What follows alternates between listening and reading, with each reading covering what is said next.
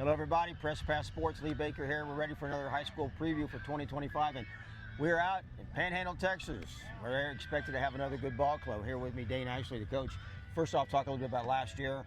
Kind of a disappointing finish to the season, but you were 10-2, a couple runs deep, and perhaps a close game at the end there to get a little deeper in the playoffs. What's been the carryover?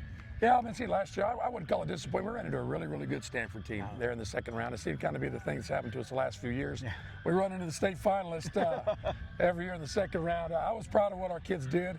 The thing about it is everybody is back. I mean, we graduated a couple of key players. We lost Brayson Choate and Caden Crook, Rush Waltershaw, but other than that, everybody is back. So we got a good nucleus of guys that are back with lots of experience. That's a good thing. What about goals for this year? I mean, based upon the last 2, 3, 4 years, the way you guys have matriculated through the playoffs, what do you have? Do you put up a list, or are you just is it understandable with the Panhandle kids? Really, we have the same goals every year. We want to be the district champs. We want to play Thanksgiving. We want a state title. So every year we just kind of try to knock those off as we move through the playoffs and throughout the season. So that goal never really changes. You got a quarterback back who apparently is going to go to Army, be a cadet eventually, but he's been around at least his third year. I know quarterback's just one player out of 11, but it helps to have that key guy in there, right? He obviously has some senior leadership. Oh, there's no doubt. He's grown as a leader. Brox has always been a pretty good leader, but definitely grown as a leader. And seniors are just different.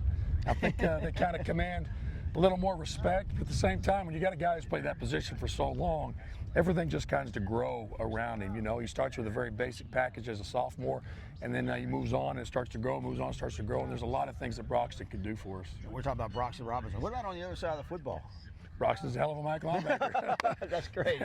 Now, we got some great defensive players coming back. Dallas Pennington's doing a really nice job at outside linebacker for us. Of course, we got Caden Arms coming back at the corner position. Tyler Wood coming back at the other cornerback position. And then our entire defense front is back.